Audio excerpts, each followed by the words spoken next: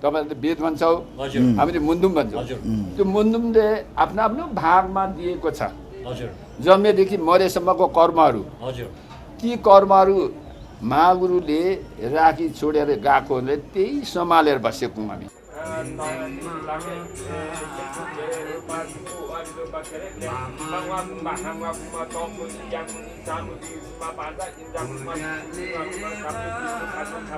अलिकति फरक छ। हाम्रो चाहिँ के अरे मुन्दुम अनुसारले गर्छौँ होइन। अनि भनेको त त्यस्तै नै हो, महादेव र पार्वती जस्तै नै हो होइन। अब शिवको पूजा गर्छौँ, तर हामी चाहिँ किराँत के अरे समुदायको हुँदाखेरि, किराँत वंशको हुँदाखेरि किराँतको मुन्दुम अनुसारले, वेद अनुसारले चाहिँ हामी पूजा गर्छौँ।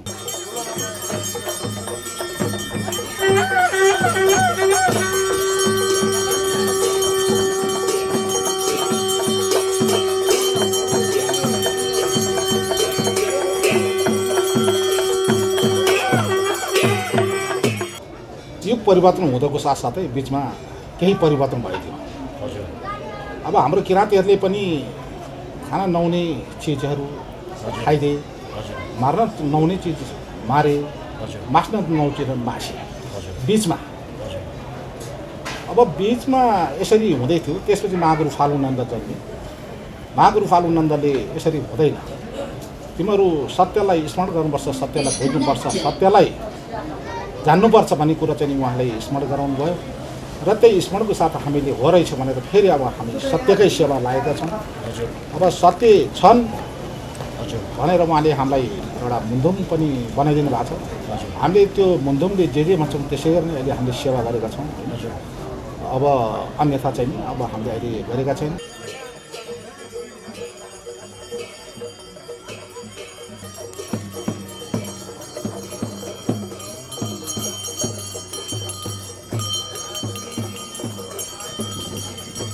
हाम्रो धर्म परिवर्तन भन्छ नि, अब यो त आफ्नो आफ्नो इच्छा। कसैलाई रातो लुगा मनपर्छ, कसैलाई कालो मनपर्छ, कसैलाई के मनपर्छ है। अब आफ्नो आफ्नो इच्छा। अब जुन धर्ममा जाँदाखेरि पनि उनीहरूले के अरे लिँदाखेरि हुन्छ। अनि तर म चाहिँ भन्छु आफ्नो वंशमा भएको चिज आफ्नो धर्म छ भने यही धर्मलाई लखेटेर हिँड्नुपर्छ भनेर भन्छु है म चाहिँ।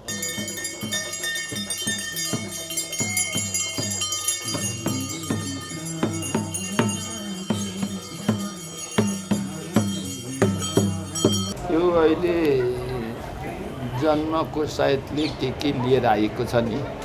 कहिले सेतो लुगा, कहिले रातो लुगा, कहिले कालो लुगा। खाना पनि त्यही हिसाबले कोही गुलियो, अमिलो, पिरो त्यस्तै हो। जुगले ल्याएको चिज कभर गर्दै आउँदैछन्। पहिले थिएन यो। जब जुग आयो, यो कली भनेको सबैभन्दा नानी कलिलो।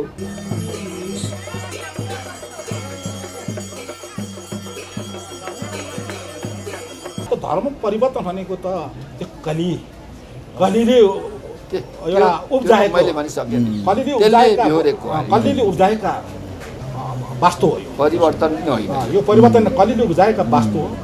हेर्नुहोस् अब अहिले मान्छेले उहिलेका मान्छेले अब हाम्रो किराँतीहरूले रक्सी जाँड खान्थे, बाहुन छेत्रीले खानु हुँदैन भन्थे।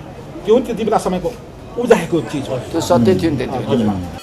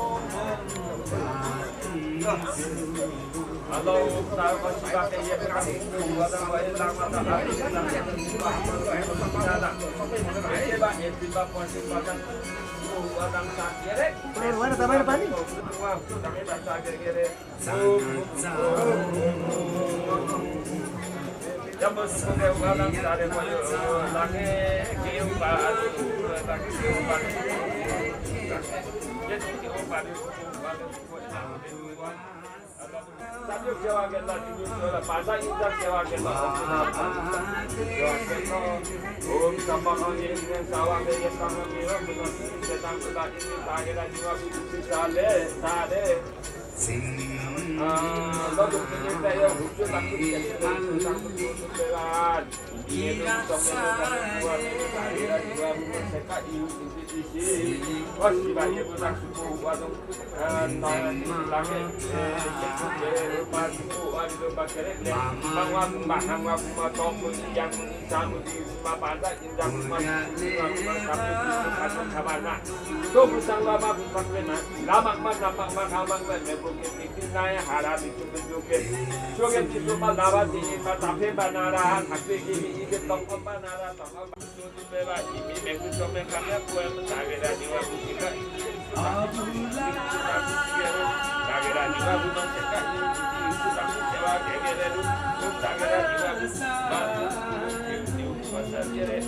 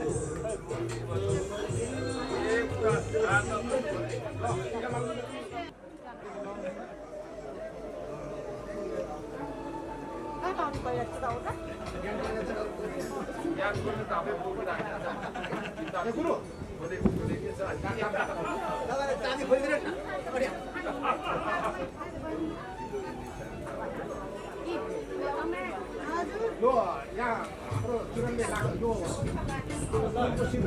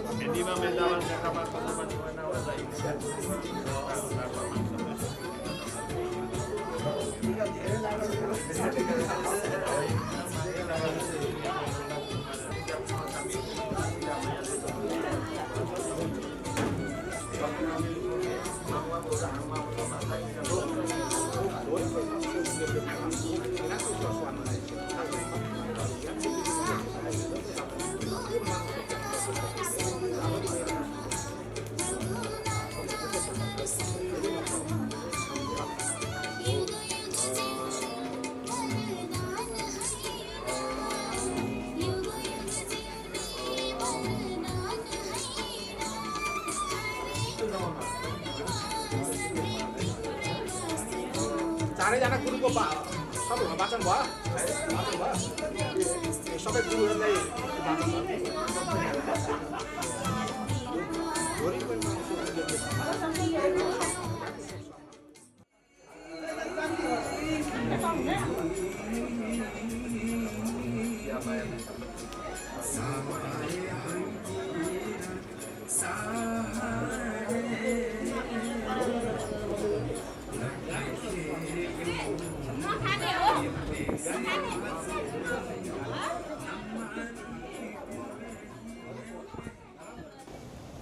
नेपालीमन, नेपालीपन र नेपाली जनको आवाज मन त मेरो नेपालीमा तपाईँलाई स्वागत छ।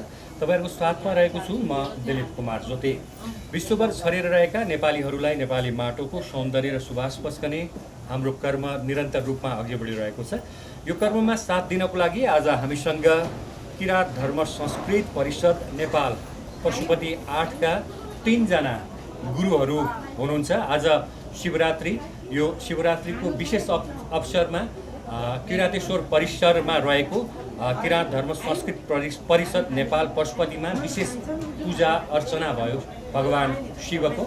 यसबारेमा यो पूजा विधि, यो पूजा कसरी भयो, किराँत धर्म संस्कृत परिषद नेपाल पशुपतिले के गर्दैछ, किराँत संस्कृति र किराँत धर्मलाई जगेर्ना गर्नको लागि यसबारेमा अलिकति जानकारी लिन चाहन्छु म। हामीसँग किराँत धर्म संस्कृत परिषद नेपाल पशुपति 8 का अध्यक्ष वीरबहादुर योङहाङ लिम्बू हुनुहुन्छ। यसै गरी गुरुकुल अध्यक्ष आइतोहाङ लिम्बू हुनुहुन्छ र मूल पुजारी नरबहादुर केरुङ हुनुहुन्छ। यहाँहरू तिनैजनालाई स्वागत छ। स्वागत, नमस्कार। आज शिवरात्रि विशेषतः हिन्दूहरूको विशेष पर्व हो। यो पूजा आज कसरी भयो? मैले यहाँ मूल पुजारी नरबहादुर केरुङबाट सुरु गरेँ। अब म त त्यति साह्रो अहिलेसम्म यस्तो पक्कै कुरा गरेको छुइनँ। तर मैले जान्दाखेरि त अब हामी अर्थक जान्दैन, महागुरु फागुनानन्द उदय भएर आए। हजुर। र हाम्रो लिम्बू जातिहरू साह्रै पिछाडिए। हजुर। बेद पनि छैन, मन्दुम पनि छैन, आफ्नो खुसी खाएर लाएर गरेर हिँड्दाखेरि त्यसरी होइन। अब यसरी जानुपर्छ। यो हिंसा मङ्सा भनेको चाहिँ हाम्रो वंशौँ, जति चराचरुङ्गी पशु पन्छी झार जङ्गल सबै सास जुन हाम्रो दाजुभाइ वंश यसरी मासेर हाम्रो शुद्ध हुँदैन। त्यस कारणले अब हामीले चाहिँ शुद्ध जल फुल फलेदो जो प्रसादहरू कोही बनाएर देवताले मान्ने, खुनको भोग नगर्ने, खुनलाई हाते नगर्ने, हिंसा नगर्ने भनेर उपदेश गरिएको छ महागुरुले होइन। त्यही उपदेश अनुसार वेद मुन्दु पनि गरिदिएको छ। यसरी गर्नु फल कुन जुन देवलाई पनि यो पाठले यो गर्नु, यो पाठले यो गर्नु, अब त्यो चाहिँ मै भनेर त सकिँदैन। मुन्दुम भनेको चाहिँ वेद हो बुवा? धर्मको वेद मुन्दुम भन्छ, तपाईँहरूले वेद भन्छौ, हामीले मुन्दुम भन्छौँ। त्यो मुन्दुमले आफ्नो आफ्नो भागमा दिएको छ। जन्मेदेखि मरेसम्मको कर्महरू, ती कर्महरू महागुरुले राखी छोडेर गएकोले त्यही सम्हालेर बसेको हामी। अर्थ हामी फेरि जान्दैन। वेद मुन्दुम जन्मिँदा के गर्ने, मर्दा के गर्ने, बाँच्दा के गर्ने, कुल देवता गर्दा के गर्ने, वेद गर्दा के गर्ने, मुक्ति गर्दा के गर्ने, यी कर्महरू मुन्दुम बनाएर छोडिया छ। यही मुन्दुमलाई हामी समेट्दै बसेका छौँ र धेरै कुरा म जान्दिनँ। यो मुन्दुम चाहिँ महागुरुले छोडेकोलाई समेटेर बसेको। अब गुरुकुल अध्यक्ष आइताङ लिम्बू पनि हुनुहुन्छ। यो पूजा विधि चाहिँ अलिकति के छुट्टै हुन्छ कि हाम्रो जुन हिन्दू परम्परा छ नि त्यही अनुसार नै हुन्छ कि अथवा किराँत धर्म र हिन्दू धर्म फरक हो र बुवा? अलिकति फरक छ। हाम्रो चाहिँ के अरे मुन्दुम अनुसारले गर्छौँ होइन। अनि भनेको त त्यस्तै नै हो, महादेव र पार्वती जस्तै नै हो होइन। अब शिवको पूजा गर्छौँ। तर हामी चाहिँ किराँत के अरे समुदायको भन्दाखेरि, किराँत वंशको भन्दाखेरि किराँतको मुन्दुम अनुसारले वेद अनुसारले चाहिँ हामी पूजा गर्छौँ। अनि त्यसैले गर्दाखेरि यो 8 दिन के अरे अष्टहवन लगाएको छौँ हामीले। अनि त्यहाँदेखि त्यो होम हवन लगाएको छौँ, चरु हवन लगाएको छौँ। अनि त्यहाँदेखि त्यही विधि अनुसारले हामी चाहिँ के अरे हाम्रो मुन्दुम अनुसारले चाहिँ पूजा गर्छौँ। 8 दिनदेखि यो पूजा सञ्चालन आज चाहिँ लास्ट डे। आज अनुष्ठान पूर्व भयो। अनुष्ठान पूर्व भयो। हामीसँग किराँत धर्म संस्कृति परिषद नेपाल पशुपतिका अध्यक्ष वीरबहादुर योङया लिम्बू पनि हुनुहुन्छ। मैले यहाँलाई चाहिँ अलिकति यो किराँत संस्कृति भनौँ न, किराँत संस्कृति चाहिँ कसरी चलिरहेको छ? अब जस्तो गुरु फागुनानन्दले बाट चाहिँ सुरु भयो होइन, त्योभन्दा अगाडि पनि थियो होला, तर त्यसलाई फागुनानन्दले पुनर्जीवन फेरि दिनुभयो, बिउताइदिनु भयो होइन त? थियो अगाडि त्यो के खालि खुन बल बगाउने थियो नि त पहिले। हिंसा अलिकति भएको कुरा गर्नुभयो मूल पुजारीले। कस्तो थियो अलिकति यसबारे अलिकति वर्णन गरिदिनुहोस् न। अब मैले चाहिँ जहाँ जति जे जानेको छु, हजुर, संसारमा मैले भनेको छु अलिक सत्य पनि सत्य हुन्छ।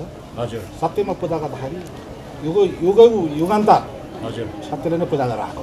हजुर, सेतै नै चलन गरेर आएको। हजुर, यहाँ दुई मात्रै छैन। अब पछि गएर बिचमा गएर अब त्यहाँ युग परिवर्तन हुँदाको साथसाथै बिचमा केही परिवर्तन भइदियो। अब हाम्रो किराँतीहरूले पनि खाना नहुने चिजहरू खाइदिए, मार्न नहुने चिज मारे, मास्न नहुने चिज मासे बिचमा। अब बिचमा यसरी हुँदै थियो। त्यसपछि महागुरु फालुनन्द जन्मे। महागुरु फालुनन्दले यसरी हुँदैन, तिमीहरू सत्यलाई स्मरण गर्नुपर्छ, सत्यलाई बुझ्नुपर्छ, सत्यलाई जान्नुपर्छ भन्ने कुरा चाहिँ उहाँले स्मरण गराउनु भयो। र त्यही स्मरणको साथ हामीले हो रहेछ भनेर फेरि अब हामी सत्यकै सेवा लागेका छौँ।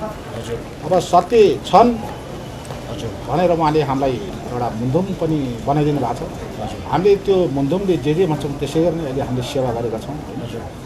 अब अन्यथा चाहिँ नि अब हामीले अहिले गरेका छैनौँ। अब हामी किराँतीहरू भनेको चाहिँ एउटा चाहिँ सत्यकै एउटा मानव हो अथवा किराँत नभए सम्पूर्ण मानव पनि सत्यकै हो होइन। हामी पृथक भएर यो परिवर्तन हुँदै आएको मानवहरू हौँ। हामी एउटा चाहिँ नि अब शिव पार्वती पनि हाम्रै वंशज हुन्। सुम्निमा पारुवाङ भनेको अब राई भाषाबाट सुम्निमा पारुङ हुन्छ।